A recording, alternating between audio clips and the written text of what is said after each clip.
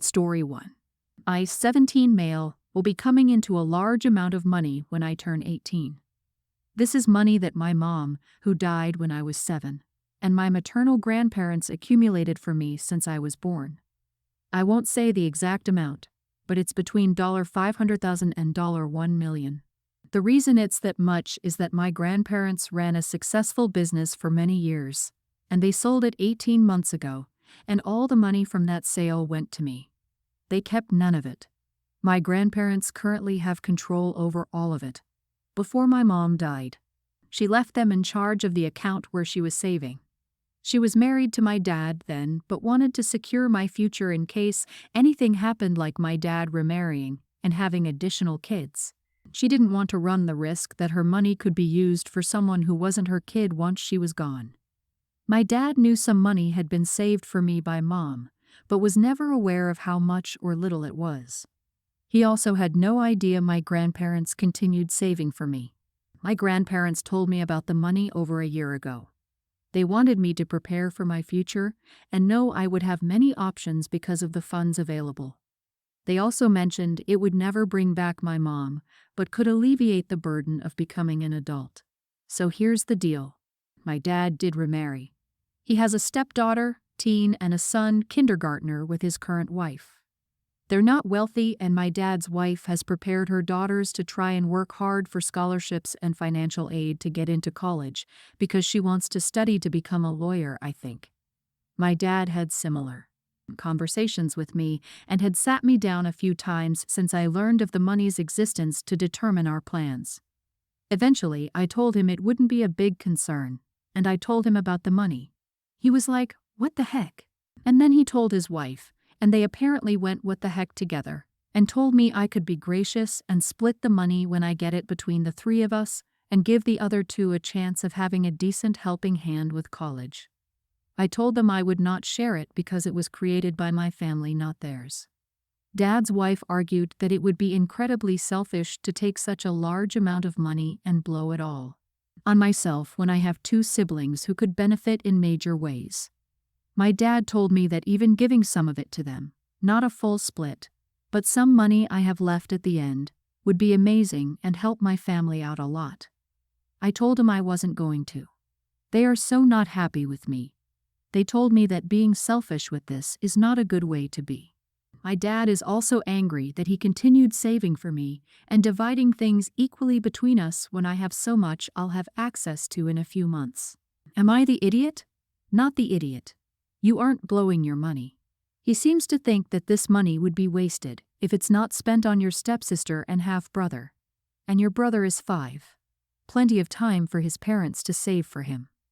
Their reaction is exactly why your mom set it up the way she did. She knew your dad well enough to know the money would not be yours and used for children that are not hers. OP, not only did your mom know that your father would use her money to provide for kids with no connection to her, but she and your grandparents all knew that if your father knew about the money, he would use it as an excuse to not provide for you like he's supposed to. And look at what he said. My dad is also angry that he continued saving for me and dividing things equally between the three of us when I have so much I'll have access to in a few months. I'm curious if your father is going to ask for his contribution back or if he kept it separate. Then it's already gone and given to your step and half siblings. I tell your dad, thanks for proving mom right on your way out the door, and go low contact. Let them reach out to you and never hand over money. I disagree. I don't think it's unreasonable for the dad to redistribute whatever he saved for OP, since that's money the dad actually earned and has a right to redistribute. He housed, fed, and raised OP all his life, so far as any parent should. That's definitely some contribution to his future. If I hit the lottery for $750,000 after tax as a teen, I'd be horrified if my parents tried to pay for my college. Their savings should pay for my sibling, who had maybe $8,000 saved from working in high school. Equal is not always equitable. My 44 female daughter, 25, is getting married to her girlfriend, 27, later this year. I've always dreamed of walking her down the aisle. My husband passed when she was a child. She enjoyed discussing a future wedding and playing bride as a child, picking flowers, colors, and venues. She loved watching my wedding videos and seeing me and her father getting married. It was important in our bonding. When she was 13, I promised her my wedding dress. However, her clothing style is much more manly. She began refusing to wear dresses or skirts in her late teens, even demanding that her school allow her to wear trousers. It was difficult convincing her to wear dresses to formal events. She's gone through phases of wanting short hair, wanting to be a boy, and getting tattoos. I've always supported this, even when she met and proposed to her girlfriend. I've encouraged her as much as I can. I'm contributing significantly to the wedding. I recently called and asked her when she wanted me to bring over the dress, as it would likely need slight alterations. She dropped the bombshell on me that she wanted to wear a suit and have my wedding dress altered to remove the skirt portion so that the bodice could be worn with trousers. At first I agreed, but dragged my feet bringing the dress over. After a few weeks I changed my mind and told her the dress was important to me and I didn't want her to ruin it. I promised her the dress because I thought she'd wear it as a dress, and she'd only get to wear it if it was a dress. I offered that her girlfriend could wear it as a dress instead, but my daughter said that would still be ruining it. Her girlfriend is a much larger woman than me, so it would need more altering, and has since not been answering my messages, except with saying that the dress would be a connection to her dad. So she's disappointed not to have it. I offered to go dress shopping with her for a replacement, but apparently some of our family think I'm stopping her from having the dress because I disagree with her being masculine. Am I the idiot for telling her she can have it as a dress or not have it at all? I may be the idiot because I promised it to her, but that was when she was very young, and before I knew she wanted to change it. Not the idiot. You offered to lend or let her use your dress, not tear it apart in a way that destroys it forever. This dress is yours, with living, breathing memories attached to it.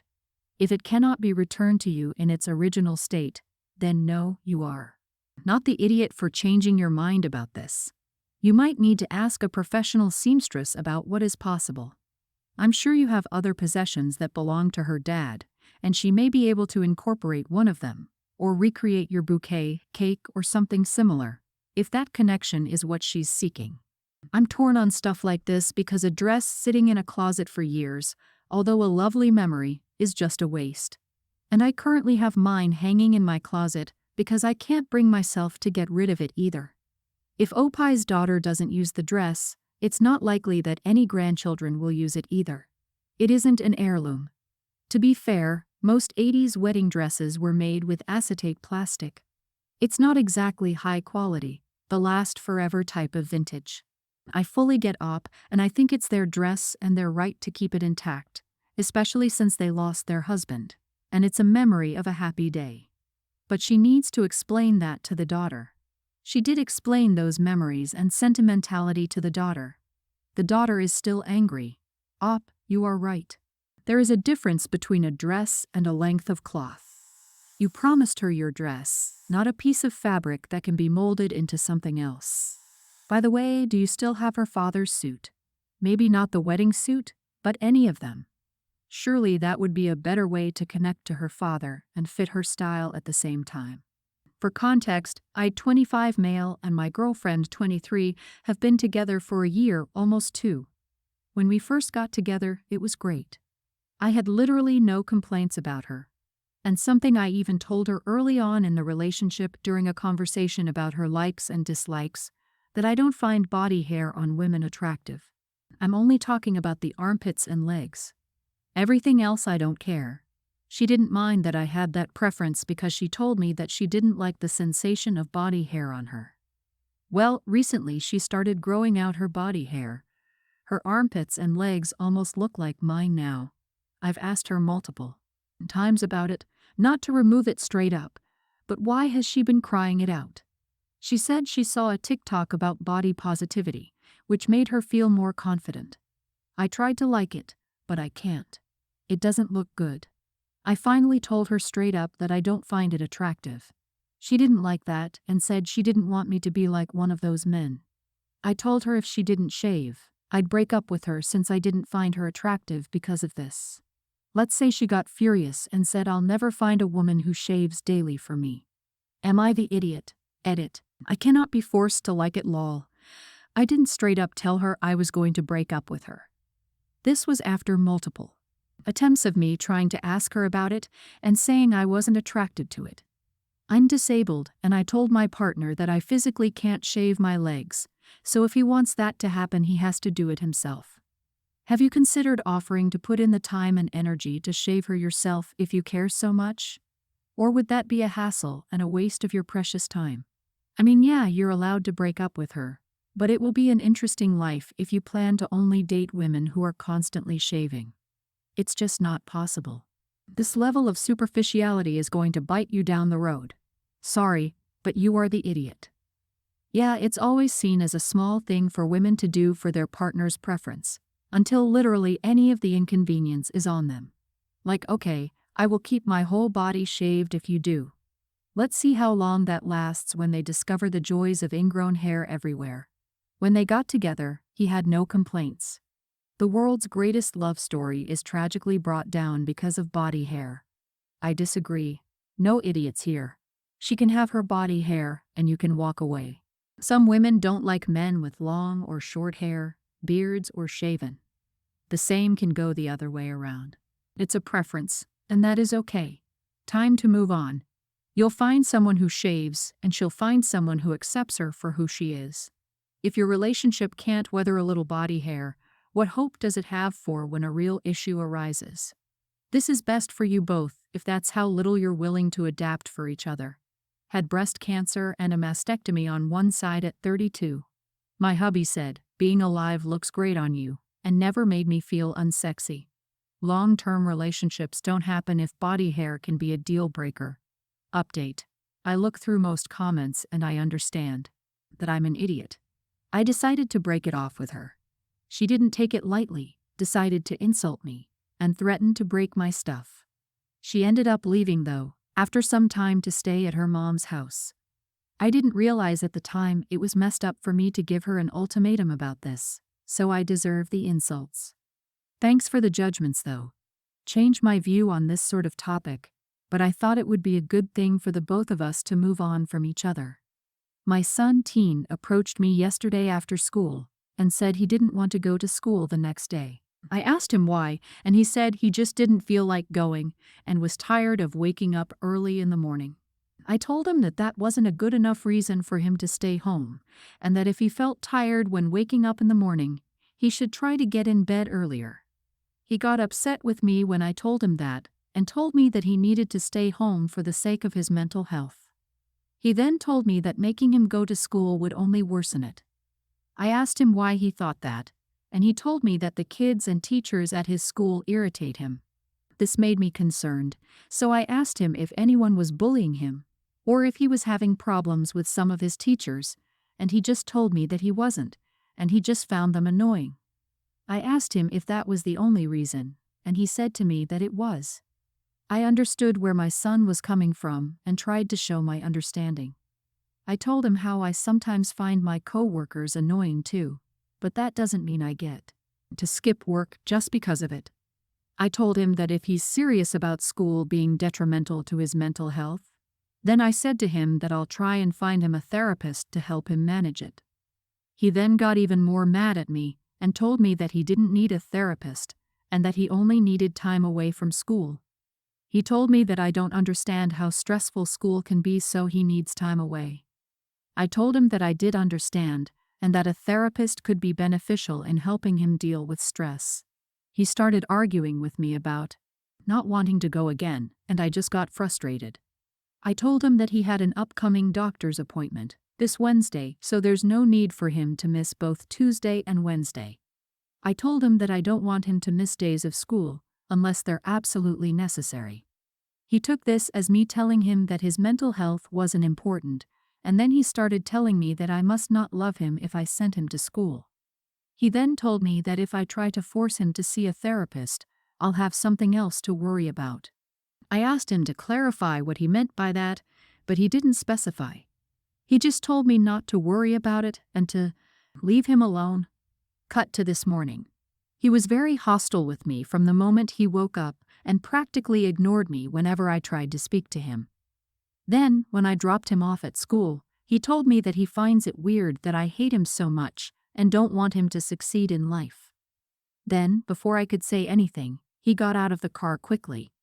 When I picked him up from school today, I tried to talk about what happened and what he said. But he just ignored me and is still not speaking to me. Not the idiot, but at that age, allowing them a mental health day once or twice a year is not going to hurt them academically, but it can teach them the importance of self-care. I let my son do it every now and again. He knows it's there if he really needs it. He doesn't abuse it. The kids in high school now have been preached about mental health. Meanwhile, adults were taught to push through. A lot of adults don't know how to do self-care. Instead, they keep pushing through until they crack. Kids learn that they don't need a band-aid if the boo-boo is not bleeding. Sometimes we can't see the boo-boo from the outside, and we need to trust them. I half agree and half disagree with the mental health days. Mental health days are important and should be incorporated into our lives. However, it really seems like Opie's child is trying to abuse that and just doesn't want to go to school. The manipulative attitude, rudeness, and unwillingness to compromise make it really seem like Opie's child didn't want a mental health day, just a day with no school. I'm willing to bet he had a presentation or something he wanted to skip, or he was just being dramatic. The story to me reads like Opie's kid is just overly dramatic, but Opie is still taking them seriously regardless, which is good thing on Opie's part. It's not uncommon for teenagers to be all about drama. He'll grow out of his edge, Lord you just don't understand phase. You're clearly willing to help him if he's willing to help you by explaining what the problem is so you can work together to address it. I don't want to go to school is not a reason. My girlfriend and I have been together for just under 3 years now. We had a table booked at a restaurant we both like, and then a couple of cocktail bars booked. The night was going really well, we had a meal, and we're at the first cocktail bar. A group of my girlfriend's friends enter the bar. They're already quite intoxicated, and they come over and offer us a drink. My girlfriend looks at me, but I politely decline. They ask again and say it's only a drink, and I just repeat what I already said. I mentioned it's supposed to be a date with just the two of us. My girlfriend says having one drink with them can't hurt, but I remind her it's supposed to be a date night for us. She just says she doesn't see the problem with one drink, but I point out the likelihood is they won't leave after one, and that the night was supposed to be about just the two of us. I suggest leaving after the current drink and going to the next bar, but my girlfriend says she just wants to go home. We left together, and she accused me of ruining the date, but I disagreed and pointed out it was supposed to be our date, not catch up with friends. She just repeated that I was wrong for not agreeing to have one drink with them. But I just said I didn't want to sit there while my girlfriend caught up with friends during our date. Am I the idiot for not wanting my girlfriend's friend to join us on our date? Not the idiot. With the correct terminology, we call this a lose-lose situation for you. Either you decline to drink with her friends, and she's mad because you said no to drinking with her friends, or you accept drinking with her friends, which will 100% result in more than one drink. Maybe spending the whole night with her friends, which is totally not the idea of a date. If your girlfriend thinks it's okay for her friends to crash your date, then maybe she's not the right person. But this is just my opinion. There was an easy compromise, having one drink with her friends, and then leaving to go to the other bar. Opie, you are the idiot. You dismissed what she wanted to do, have one drink with her friends, and most likely embarrassed her. How would you feel if the situation was reversed? You could have had just that one drink, and then moved on to the next bar. Very controlling of you, right? Except she probably told them where she would be so they could all meet up. This girl's friends have no manners, and the girlfriend herself seems not to understand the purpose of a date. It's a date. They're on a date. If I found a friend of mine casually in a restaurant or bar, and they told me they were on a date, I wouldn't push to have a drink with them. It's incredibly impolite. Thank you for watching.